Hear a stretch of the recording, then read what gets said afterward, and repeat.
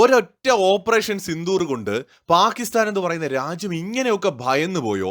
ലോകത്തിന്റെ മുന്നിൽ തന്നെ നാണം കെടുകയാണ് പാകിസ്ഥാനും സൗദി അറേബ്യയും തുർക്കിയും ചേർന്ന് ഒരു എഗ്രിമെന്റ് സൈൻ ചെയ്തിരിക്കുകയാണ്.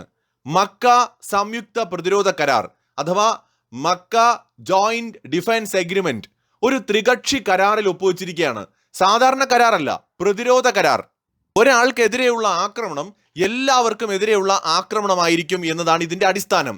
3 അംഗരാജ്യങ്ങളിൽ ഏതെങ്കിലും ഒരു രാജ്യത്തിനെതിരെ നടക്കുന്ന സായുധ ആക്രമണത്തെ 3 രാജ്യങ്ങൾക്കുമെതിരെയുള്ള ആക്രമണമായിട്ട് കണക്കാക്കും.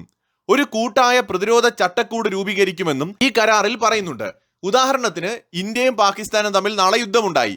ഇന്ത്യ പാകിസ്ഥാനെ ആക്രമിച്ചാൽ സൗദിയും തുർക്കിയും അത് അവർക്കെതിരെയുള്ള ആക്രമണമായിട്ട് കരുതും. നാളെ ഇസ്രായേൽ തുർക്കിയെ ആക്രമിച്ചാൽ പാകിസ്ഥാനും സൗദിയും അത് അവർക്കെതിരായിട്ടുള്ള ആക്രമണമായിട്ട് കണ്ടിട്ട് ഇസ്രായേലിനെതിരെ യുദ്ധത്തിനിറങ്ങും.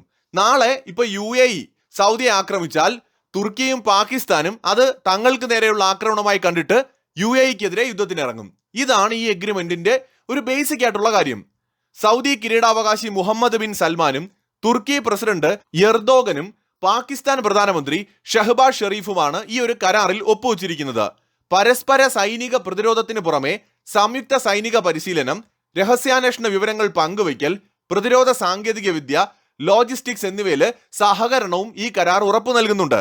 എന്താണ് ഇപ്പൊ ഇങ്ങനൊരു കരാറിന്റെ കാരണം? ഇത്രയും കാലമില്ലാതെ ശരിക്കും എന്തുകൊണ്ട് പാകിസ്ഥാൻ ഇങ്ങനൊരു ഇനിഷ്യേറ്റീവുമായിട്ട് മുന്നോട്ട് പോയി? തുർക്കി ഓൾറെഡി നാറ്റോയുടെ മെമ്പറാണ്. അപ്പൊ തുർക്കിക്കെതിരെ ഏതെങ്കിലും ഒരു രാജ്യം ആക്രമണം നടത്തി കഴിഞ്ഞാൽ നാറ്റോ അംഗരാജ്യങ്ങൾ സഹായത്തിനായിട്ട് എത്തേണ്ടതാണ്. ഇനി തുർക്കിക്കും ഭയമുണ്ടോ നാറ്റോ രാജ്യങ്ങൾ സഹായിക്കാൻ വരില്ല എന്ന്? അതൊരു കാരണം. ഇനി സൗദി അറേബ്യ എന്തിനെയാണ് ഭയക്കുന്നത്? സൗദിയുടെ കൂടെ അമേരിക്കയുണ്ട്. പിന്നെ എന്തിനാണ് സൗദി ഭയപ്പെടുന്നത്? ഇറാൻ ആക്രമിക്കുമ്പോൾ പാകിസ്ഥാൻ സഹായത്തിന് വരുമെന്നാണോ?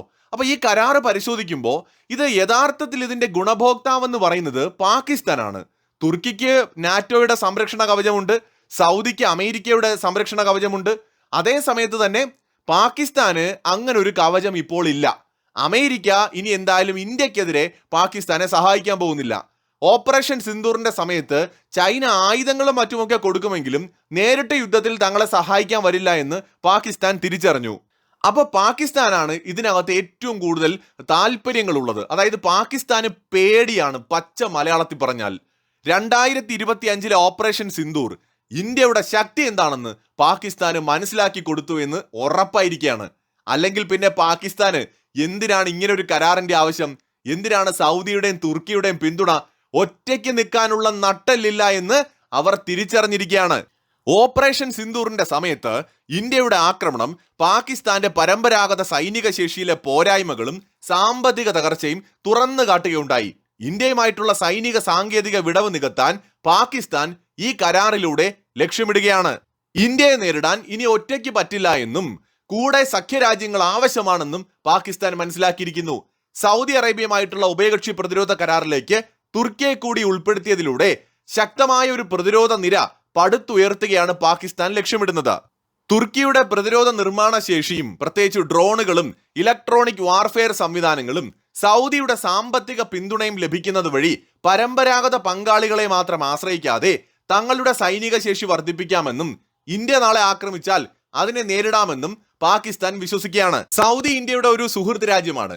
അപ്പൊ സൗദിയുമായിട്ട് ഇങ്ങനെ ഒരു കരാർ വരുമ്പോൾ നാളെ ഇന്ത്യയുടെ ഭാഗത്ത് നിന്ന് നല്ല അടി കിട്ടുന്ന സമയത്ത് പാകിസ്ഥാന് സൗദിയുടെ സഹായം തേടാം.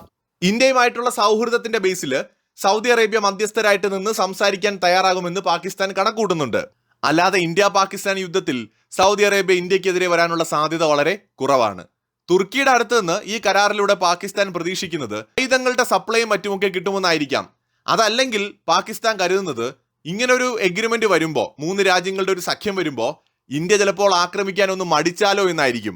പാകിസ്ഥാന്റെ ചിന്ത എന്തു തന്നെയാണെങ്കിലും ഇത് വ്യക്തമാക്കുന്നത് ഒറ്റ കാര്യമാണ്: പാകിസ്ഥാൻ ഭയന്നിരിക്കുന്നു. മുൻകാലങ്ങളിൽ ഇല്ലാത്തൊരു ഭീതി ഇന്നത്തെ ഇന്ത്യയോട് പാകിസ്ഥാനുണ്ട്. ഒരമ്മ പെറ്റ മക്കളെ പോലാണെന്ന് പറയുന്ന ചൈന കൂടെ ഉണ്ടായിട്ടും പാകിസ്ഥാൻ ഇങ്ങനൊരു ത്രികക്ഷി സഖ്യത്തിലേക്ക് പോയെങ്കിൽ ഇന്ത്യയോടുള്ള അവരുടെ ഭയം എത്രമാത്രമുണ്ട് എന്ന് നമ്മൾ ആലോചിച്ചാൽ മതി. സോ ഇത്രയേ ഉള്ളൂ പാകിസ്ഥാൻ. ഒറ്റയ്ക്ക് നിന്ന് പോരാടാനുള്ള ധൈര്യം പോലും ഇല്ലാത്തൊരു രാജ്യം. ഇന്ത്യ ചൈന സംഘർഷ സമയത്ത് സഹായിക്കണമോ എന്ന് ചോദിച്ചു വന്ന അമേരിക്കയോട് ഇന്ത്യ പറഞ്ഞത് അതിന്റെ ആവശ്യമില്ല, ഇന്ത്യക്ക് നേരിടാവുന്ന കാര്യങ്ങളേ ഉള്ളൂ എന്നാണ്. ട്രംപിനോടാണ് പറഞ്ഞത്. നമ്മുടെ ഗാൽവാൻ സംഘർഷത്തിന്റെ സമയത്ത് ചൈനയെ ഒരു പാഠം പഠിപ്പിക്കുകയും ചെയ്തു ആ സമയത്ത് ഇന്ത്യ. അതാണ് നട്ടലുള്ള രാജ്യങ്ങൾ ചെയ്യുന്നത്, ധൈര്യമുള്ള രാജ്യങ്ങൾ ചെയ്യുന്നത്. ഭയമുള്ളവരെന്ത് ചെയ്യും? സഖ്യങ്ങൾ ഉണ്ടാക്കും. ഒറ്റയ്ക്ക് നിൽക്കാൻ പറ്റില്ല. എന്തുകൊണ്ടാണ് യൂറോപ്പിലെ ചെറിയ രാജ്യങ്ങൾ നാറ്റോ ഉണ്ടാക്കിയത്? അമേരിക്കയോടൊപ്പം നിന്ന് സഖ്യമുണ്ടാക്കി നിന്നില്ലെങ്കിൽ സോവിയറ്റ് യൂണിയൻ ആക്രമിക്കുമോ എന്ന ഭയമായിരുന്നു. ഇന്ത്യയോട് ജപ്പാൻ പറഞ്ഞു നമുക്കൊരു ഏഷ്യൻ നാറ്റോ ഉണ്ടാക്കിയാലോ എന്ന് ചൈനയെ നേരിടാൻ.